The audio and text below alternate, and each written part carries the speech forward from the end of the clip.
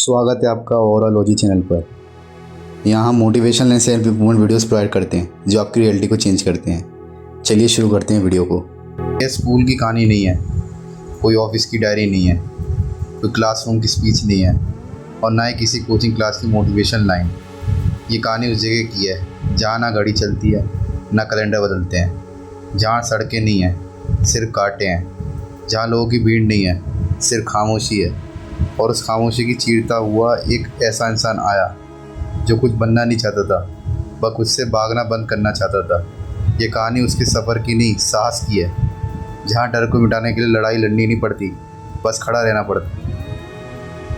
धरती की छाती पर तपता सूरज अपने सबसे निर्दयी रूप में चमक रहा था। हवा भी जैसे किसी अपराधी की तरह सहमी हुई, बिल्कुल चुप। एक वीरान मैदान जहाँ दूर दूर तक कोई परछाई नहीं, बस चट्टानें, सूखी दरारें और टूटे हुए पेड़। वहाँ एक आदमी बिना चप्पल के चल रहा था। कदम तेज नहीं लेकिन रुकते भी नहीं थे। उसके पास ना पानी की बोतल थी ना बैग, सिर्फ एक लकड़ी की लाठी और आंखों में ऐसी चमक मानो उसके भीतर एक जंगली शेर पल रहा हो। उसकी चाल में थकावट नहीं थी बल्कि एक जिद थी। कोई उसे देखता तो कहता, पागल है ये, इस वीराने में क्या ढूंढ रहा है। लेकिन वो जानता था वो किसी चीज़ को ढूंढ नहीं रहा, वो तो खुद को खो देना चाहता था। उसने अपने भीतर एक लड़ाई छेड़ दी थी डर के खिलाफ, और उसे जीतने के लिए उसे बाहर की हर आवाज़ से दूर जाना था। उसे उस वीराने में पहली रात उसने एक टूटे पेड़ के नीचे रात बिताई, बिना अलावा बिना डर। रात भर जानवरों की चीखें, सरसराहटें और हवाओं की चुभन उसके कानों में गूंजती रही, लेकिन उसने आंखें बंद कर रखी थी। वह डर से नहीं लड़ रहा था, वह डर को गले लगाने की कोशिश कर रहा था। अगली सुबह जब सूरज थोड़ा नरम पड़ा, वह एक गुफा की ओर बढ़ा जिसे गांव वाले अंधेरे की कोख कहते थे। वहाँ कोई नहीं जाता था, कहते थे अंदर जाने वाला फिर लौटता नहीं। लेकिन वो आदमी वहाँ पहुँचा और बिना कुछ सोचे अंदर चला गया। गुफा के अंदर अंधेरा इतना घना था कि आंखें खोलने और बंद करने में कोई फ़र्क नहीं था। हवा ठंडी थी लेकिन उसमें एक खौफ घुला था। दीवारों से अजीब सी आवाज़ें आ रही थी, जैसे कोई अंदर बहुत गुस्से में सांस ले रहा हो। वे रुका नहीं, उसने दीवार पर हाथ रखा और धीरे धीरे अंदर बढ़ता गया। किसी भी इंसान को डर यहाँ चीख में बदल देता, लेकिन उसने कहा, मैं तुझसे डरने नहीं आया, तुझे समझने आया हूँ। तभी एक तेज़ झोंका आया और उसे ज़मीन पर गिरा दिया। उसका माथा पत्थर से टकराया, खून बहा, लेकिन वो उठा और वहीं बैठ गया। उसने उस गुफा में 3 दिन और 3 रातें बिताई, बिना रोशनी, बिना आवाज़, बिना नींद। और चौथे दिन वो चुपचाप बाहर आया। उसके चेहरे पे एक मुस्कान थी, जैसे उसने अंधेरे के भीतर कुछ अनमोल पा लिया हो। उसने मिट्टी पर लिखा, डर तुम्हें तब तक खाता है जब तक तुम उसे देख नहीं लेते। एक बार देख लो, वे खुद शर्म से झुक जाता। जंगल की सीमा के पार कुछ लोग रहते थे, बचे हुए, टूटे हुए, खामोश लोग। वे उस वीरान के पास तो जाते थे, लेकिन अंदर कदम रखने की हिम्मत कभी नहीं की। उन्होंने देखा एक आदमी अब उस जगह पर बैठता है, ध्यान करता है, मिट्टी से कुछ बनाता है और शाम को एक सूखे पेड़ से बातें करता है। उन्होंने सोचा, यह आदमी खतरनाक है या पागल, लेकिन किसी ने पास जाकर पूछा नहीं। एक दिन उस आदमी ने खुद ही एक जगह पर एक व्रत बनाया। उसने चारों ओर पत्थर रखे और बैठ गया। उसने कहा, आज से ये जगह डर की अदालत है। हर कोई आए, अपने डर सुनाए और फिर उसे यही छोड़ जाए। पहले कोई नहीं आया, लेकिन धीरे धीरे एक बूढ़ी औरत आई। उसकी आवाज़ काँप रही थी, मैं अपने बेटे की मौत का डर लेके जी रही। आदमी ने उसकी ओर देखा और कहा, तो क्या तुम अपनी ज़िंदगी छोड़ चुकी हो? वो औरत चुप रही। फिर एक बूढ़ा आया, मुझे अकेले मरने का डर है। आदमी ने पूछा, क्या तुम कभी जिंदा रहे? धीरे धीरे लोग आने लगे, अपना डर सुनाने लगे, और हर बार वो आदमी कुछ नहीं कहता, बस सुनता और चुपचाप ज़मीन पर एक लकीर खींच देता। कुछ हफ्तों में वहाँ सैकड़ों लकीरें बन गई और हर लकीर के साथ लोगों का डर थोड़ा थोड़ा कम होता गया। वीराने में एक पुराना कुआं था जिसे लोग शापित पानी कहते थे जो उसे पीता है उसकी याददाश्त चली जाती है। लेकिन उस आदमी ने वहाँ जाकर एक डोर बांधी, एक बाल्टी नीचे डाली और खुद ही पहले कूद पिया। लोग दूर से देख रहे थे। उसने कहा, शापित कुछ नहीं होता, सिर्फ हमारी सोच होती है।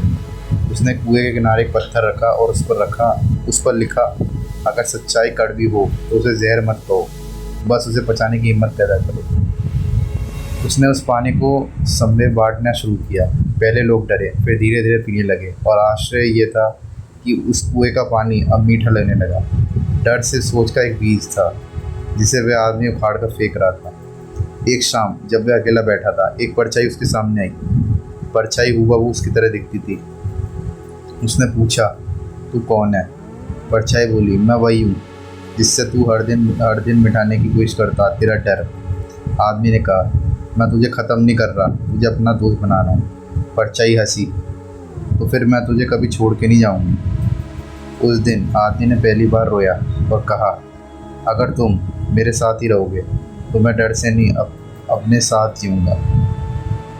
उसने उसी रात अपने माथे पर मिट्टी में एक शेर की आकृति बनाई, 2 आँखें, एक दहाड़ और नीची रेखा।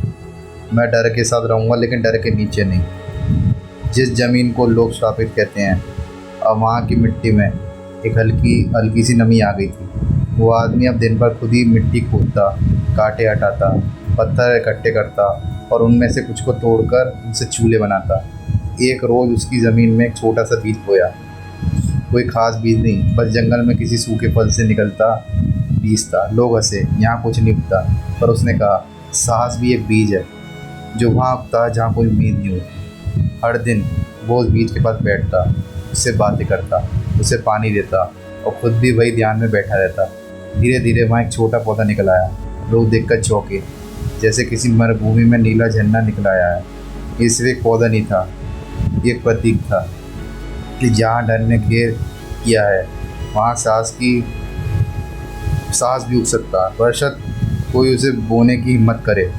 उस पौधे के नीचे एक पत्थर पर उसने लिखा, साहस का फल किसी पेड़ पर नहीं, अपने भीतर उगता है। एक रात जंगल के उस पार से अजीब सी आवाज़ आने लगी, कराती हुई, हंसती हुई, कुछ ऐसे जो इंसानों के नहीं लगते थे। वो आवाज़ें धीरे धीरे उस वीरान के भीतर घुस आई और फिर एक अंधड़ की तरह हवाओं में भूल गई। लोग डर के मारे घरों में छुप गए, लेकिन वे आदमी वहीं बैठा रहा, आंखें बंद, जैसे किसी गहरे समुद्र की लहरों में डूबा हुआ हो। तब एक तेज़ी से गर्जना हुई, मानो कुछ जंगल ने चेतावनी दी हो। तू क्यों नहीं भागता?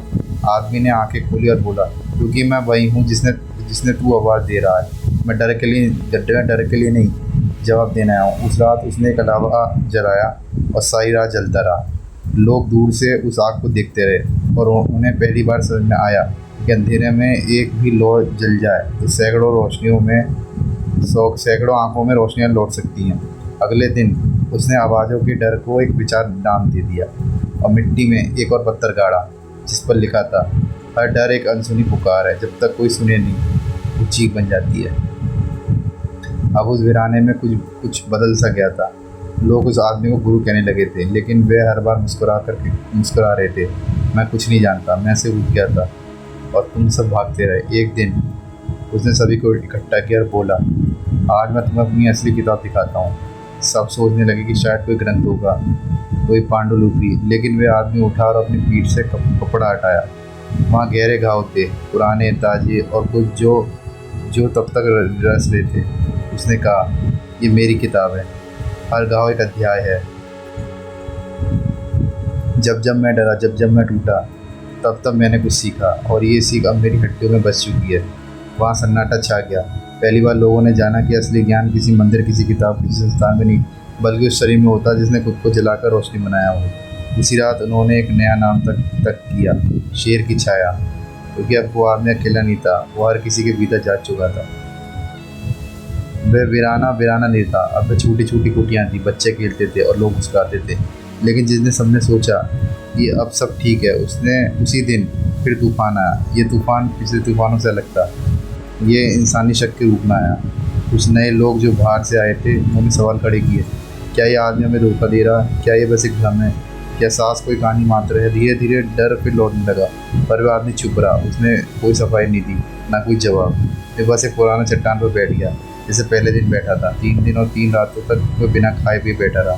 चौथे दिन उसने एक पत्थर उठाकर कहा, कि अगर मुझे मिटा देने से तुम्हारा डर मिटता है तो लो, ये पत्थर मेरे सर पे मार दो। वहाँ सन्नाटा छा गया, किसी ने पत्थर नहीं उठाया। और तभी एक छोटी लड़की आगे आई और उसने पाँव छुए, बोली आप झूठे नहीं हो, क्योंकि आपने मुझे बोलना सिखाया। जब मैं डर से गूंगी थी, उसके बाद लोगों की आंखों में आंसू निकल गए और वो पत्थर वहीं धरती पर गाड़ दिया गया।